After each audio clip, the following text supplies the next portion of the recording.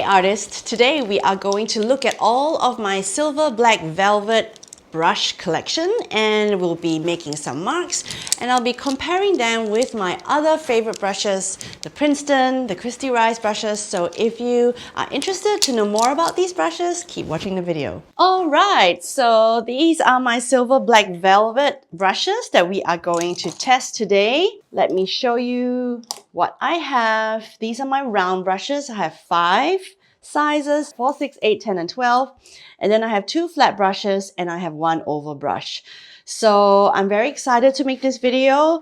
My last Princeton brush video was did really well on my channel, and so it just shows me how interested everyone is with brushes.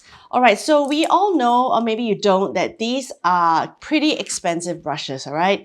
They are the most expensive brushes that I own, and that is partly because they are part natural and part synthetic. So on their website, it says there's part natural squirrel hair with durable synthetics. And I think that is what makes these really stand apart from other brushes that I've used and other brushes that a lot of floral artists love to use. So on their website, they say that this is very popular among floral and botanical artists, and the black velvet is excellent for brush for one-stroke flowers and leaves. And I must say, it is very true.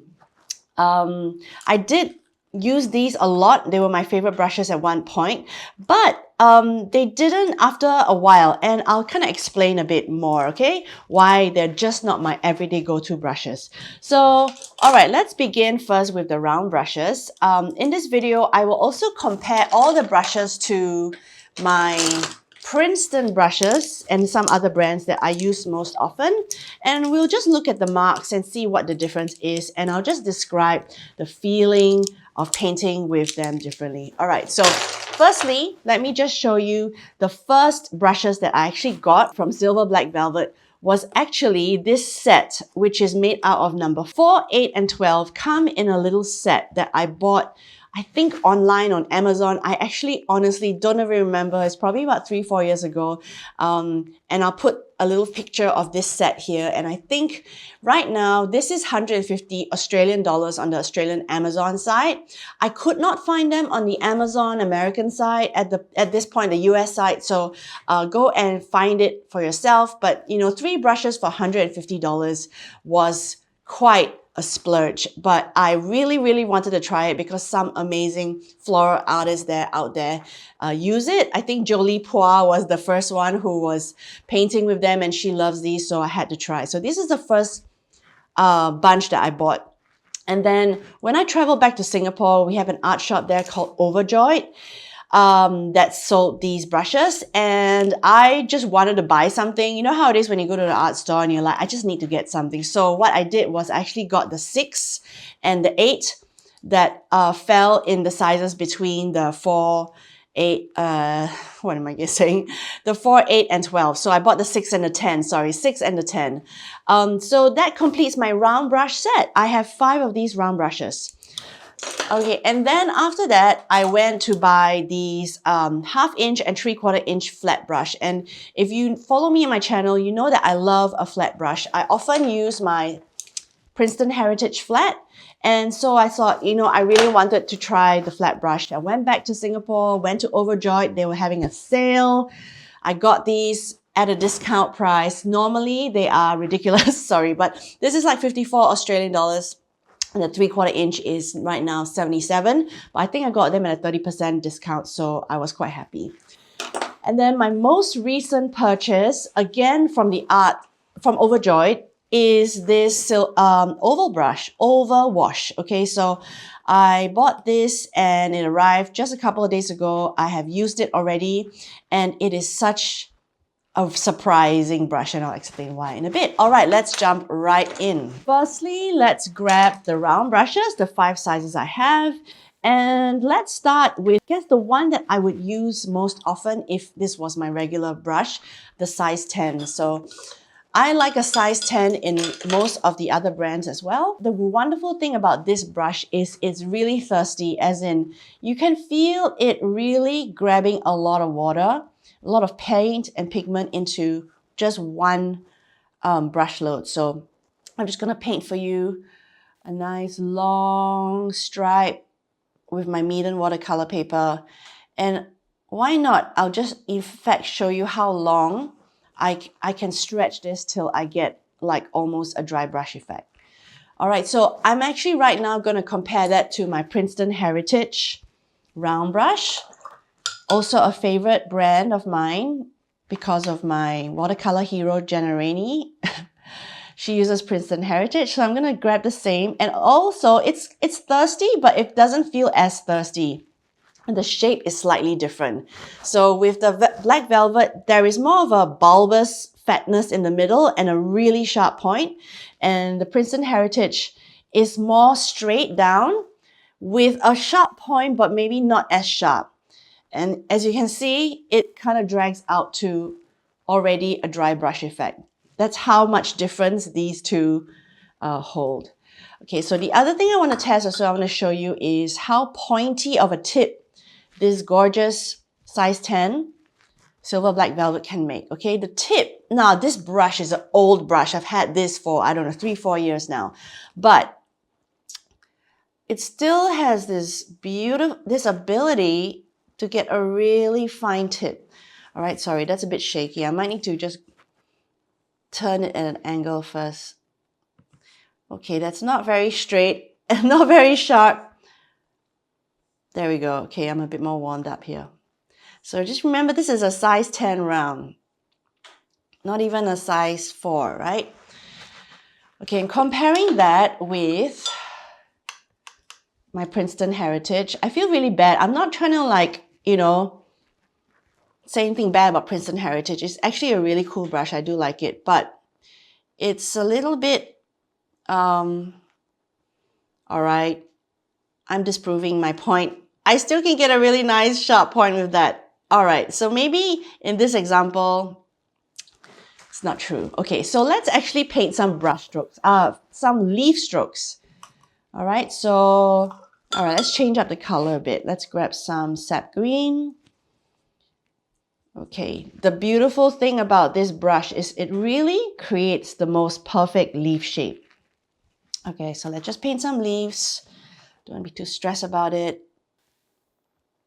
And there's a really nice softness to it. Like there is a smooth, really smooth stroke. And with my size 10, look at how big my leaves can get because of the way the brush can press down so much.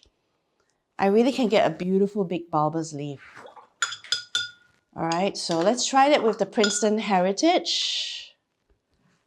Okay, so get up. Okay, so, all right, so because it's not as smooth, there is this tendency at the end to just get a little bit messy. And because it doesn't hold as much water, it does get a bit dry brush effect towards the end. And because the tip doesn't feel as sharp as that one, you see how these tips are a little bit sharper somehow? So I do love this brush, but I'm just saying this one really holds a ton of water, silver black velvet. Yeah. Okay, so let's try a smaller size. Let's go for the smallest one I have, size 4. So this is a size 4 round. I do use this a lot for my layering. So if you follow me and paint along with me on my tutorials, this is my favorite brush to put layers on top of the first layer, like details and veins and shadows and stuff, because there's just something about how glidey it is. So I'm just going to make these really lovely, soft, glidey. And although it's so soft, I don't know why, I feel like I can control these small strokes. Like, oh, it's so fun. The thin and the thick, the thin and fat, the fat and the thin and fat strokes, I really feel like I can achieve with this small size 4 round. So my size 4 and size 6 are my favorite layering brush. They are really hardworking. I've used them for years with most of my paintings, more so than the bigger brush. All right, I'm going to grab my size 4. This is my size 4 Princeton Heritage, and I'm going to just feel a difference. I must say I don't use this brush a lot, so actually it's quite a new brush. It's not bad. I mean, it's a great brush. Like I said, it's one of my favorite brands, but I feel like I can't get the as thin lines. And you see the paint dispersion. These feel like the paint has dispersed more evenly than this one. You know what I mean? See how it kind of leaves a big patch here, empty, and then a patch. This is a really good exercise for me to compare side by side because, and I'm just looking at these as well. You see, I've painted 1, 2, 3, 4 with silver black velvet, and these with the Princeton Heritage. And as it's drying, you can see these 3 are drying really, really evenly, even this one. And then there's a bit of patchiness happening in these 2. So, you know, I mean, if you are nitpicky about stuff like that, you might want to go with silver black velvet. But personally, I don't mind this unevenness, but it's just something I'm noticing between the 2 different brushes. Okay, finally, I'm going to use the biggest one I have here, size 12 round. And just to quickly show you, also, I haven't done this with the other 2. The 2 sizes of size 12 round, they're actually very similar in size and height. So if you're wondering about the size comparisons between Princeton brushes and, Princeton and silver black velvet, these are the difference, okay? I must say the 6 is different though. For size 6, the Princeton Heritage feels bigger and fatter versus the silver black velvet one. Let's compare the size 6 first. In terms of sizes, in terms of how thick or how juicy your brush can be. Okay, I'm going to grab some orange and gamboge, because I know size 6 round is a very, very popular size for a lot of artists, especially starting out. You don't want to use such a big brush. You feel like maybe you want to just go with something. So that is my Princeton Heritage. It can really make a nice fat stroke. Okay, now I'm going to try my silver black velvet. Actually, let's see. So interestingly, although the brush doesn't look similar, the marks and the width of the width is similar, isn't it? But with the silver black velvet, I feel like I can go really thin and really sharp. Okay. Fantastic. All right, I've run out of paper. By the way, I'm using Medan watercolor paper, 100% cotton. It's a bit fancy paper for for these kind of studies, but I thought, you know, I want to show you guys with some good paper. So what we're going to do now is look at the size 12, which is the biggest one, and compare it with the size 12 Princeton Heritage. And actually, my favorite size 12 now is the Christy Rice size 12 from her set. And I'm just going to paint some flowers, and I'll explain to you why I prefer one over the other. And you might find it a strange reason. Okay, so let's start with this big, juicy size 12. I'm going to mix up this orange and pink together. Why not? Because it creates a really nice. I'm just going to paint like a regular rose maybe. So a rose would just do a couple of inside strokes like that. And wash my brush to get...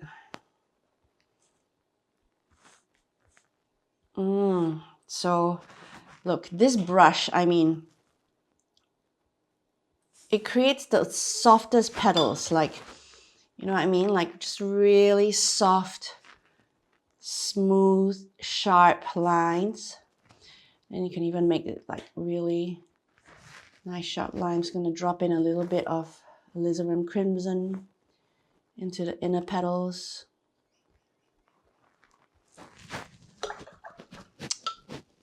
I'm going to grab some green and add some leaves. So, I mean, it's just so soft.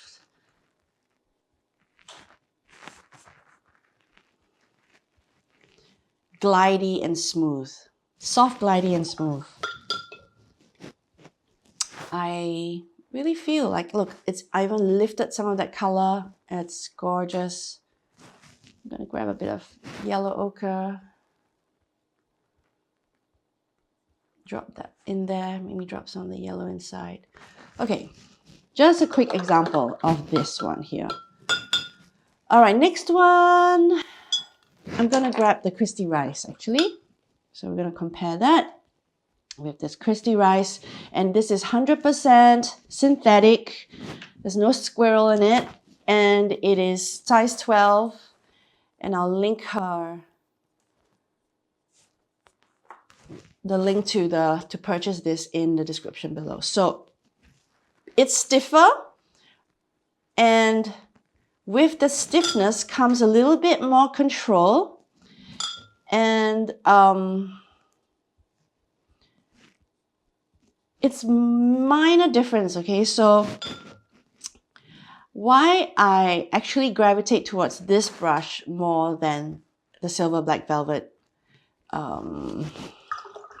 size 12 brown. Why? So I'm also wondering why. Because a lot of times, you know, we do things intuitively, and you know there's a reason why you prefer one supply over the other. And I think what I'm feeling is that because this brush is more of a stiffer brush that can do other things besides petals, I feel like sometimes I don't want my florals to look too florally, if you know what I mean. Like, this is beautiful, but I find with my Silver Black Velvet, if I use it as my main brush, all my paintings look the same. All my flowers have that same kind of look, which I don't necessarily want all the time. So I like that this brush is a little bit stiffer and has more of an edge, even like more of a hard quality to it, and it's not so soft. And I feel like with it, I am more daring to try new ways to paint. Whereas with this, because it's so delicate and I paint it, the result is just so delicate with each brush that I keep to that delicate look. Yes, I think that's what it is. So as you can see, Silver Black Velvet and just a regular synthetic brush, you know, I would say that even the Princeton Heritage is very similar to this one. That's why I kind of like do that way. That's it for the round brushes. We're going to move on to the flat brush now. Okay, I didn't realize this video would probably be quite long. All right, so let's do this. So with the flat brush, I have two. Okay, now we're going to go into the flat brushes. We're going to compare the Silver Black Velvet ones with my Princeton Heritage. So this time round, I'm going to start with the Princeton Heritage first because it's what I am very used to. I paint with this all the time. It's one of my favorite brushes. It is my favorite brushes. Fully synthetic, no squirrel hair, Princeton Heritage with a nice transparent handle. All right, so with this brush, I'm just going to paint some like kind of monochrome. It's very rare for me to use this color for a flower, but I'm really into sepia lately, so kind of like I'm going to give it a go. Very nice. Just a simple flower head, getting some green, pulling out stem. If you want to learn how to use a flat brush, I have a lot of tutorials here on my YouTube channel as well as my Patreon. I think I have a leaves one here, how to paint leaves with a flat brush, and that's really one of my popular videos, so go watch that one. I'll link it in the description below. I love this brush, so fun and versatile. Okay, so I like this because when it's wet, as you can see, it's very stiff, and I like that stiffness, and it's almost super thin, like you can't really see it. With this one though, it is less stiff, of course, it's softer. So let's see if I can create this same, or what happens when I try to make the same flower. Actually, it's quite nice. I'm gonna shoot myself on the foot actually, because it's actually, I'm gonna even add a bit of Quin Gold here because it's right there on my palette. All right. And then just adding this beautiful stem.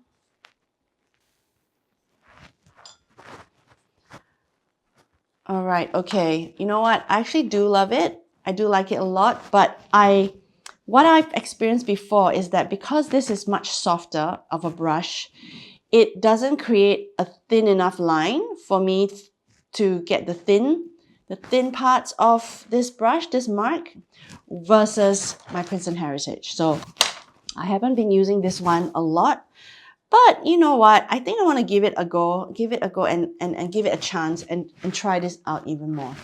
So that's my flat brush comparison. I won't compare the bigger one because it's kind of the same, it's just bigger, my 3/4 inch. All right, finally, we are going to the oval brush. Okay, so this is the brush that I just got. And it is a funny one. Firstly, I thought I bought a 3/4 inch, but I actually bought a 3/8 inch. So it's more like a 1/2 inch flat. And I don't know if you can see this. Look at how the tip is curved, all right? When I first got it, I thought, I need to return it. It's faulty. Why does it have like a weird flat bit at the top? Compared to another oval brush that I have, this is Princeton Aqua Elite, and it's got more of a usual sort of like point, you know? So, I don't know, this is called oval. Some people call it cat's tongue, but for today's video, it's called oval. This one, I got it for about $40, about 40 Sing dollars. Let's give it a whirl, okay? I've already actually tried this 2 nights ago, and I was very, very surprised. Very surprised. Let's grab some Prussian blue because I don't use it so much. Nice mixture there. Okay, so the minute it wets, look at how the tip is. Okay, it's actually kind of, it's like tilting to the left, you know what I mean? It's got this like to the left thing, which is so cute. So it's not exactly the most symmetrical brush. All right, so let's paint some flowers. And I'm telling you guys, I was so surprised at how much I love this brush. I have to admit to you, if you guys know Jillian Boone, she's got a YouTube channel. She teaches art as well online. She was the first one that I saw using this silver black velvet oval, but I think, if I'm not wrong, hers is like 1 inch. I saw the flower she made in one of her videos, and I'm like, girl, I think I need that brush. It just looks so amazing. And she's like, it is amazing. And I don't even know how to explain it. It's like this gorgeous merge between the round brush and the flat brush and even the square. Like, it's all the wonderful elements of a brush. It's so smooth. It's so delicate. It doesn't feel, I don't know. Oh, of course, maybe I'm just experiencing a honeymoon period with this brush and I haven't actually painted anything, you know, properly or specifically. But I don't know, look how high I'm even holding the brush. It just shows how comfortable I am with being loose. You know, when you start painting and holding the brush really high and feeling the strokes just emerge intuitively. Now I'm just going freestyle here now, just using up whatever paint I'm seeing on the page. I didn't even give space for the other. All right, I don't know what I'm creating now. It's just some nice florals. Okay, don't mean to go overboard, but I want to compare that with this 1/2 inch oval wash by Princeton Aqua Elite. I don't use this brush a lot. I have picked it up before, and I must say I don't gravitate towards it, and I think I know why. So I'm just going to do the same kind of bulbous flower, and it does feel the same in terms of the shape, but it's not as smooth. And because the tip, actually it does curl a little bit. It's that curly tip that really gets me, that I really enjoy. So it doesn't hold as much water for sure. And I'm just going to show you like the mark that it makes. So this one's like nice and sharp. But the silver black velvet, let's just do a shape as well. No, it's really similar shape. But I have to explain, when you're using this silver black velvet brush, and if you've never tried it before, it almost feels like you're not holding anything. There's this very light feeling about it, like that it's not there, you know? Whereas this brush is heavier, it feels heavy on my hand, it feels like I'm putting more effort. Whereas this brush, there is a feeling of effortlessness, if that helps. So that's it. I hope you enjoyed this pretty long video, just demoing the 3 different brushes I have. And remember to follow me here on my channel, check out my Patreon, sign up for my mailing list. And there you have it. I hope you enjoyed this one. Let me know if you have these brushes, what you think. And if you're interested in purchasing them, I've tried my best to link them below in my description. Otherwise, thanks for watching this video, and I hope to see you in the next one. Take care. Bye.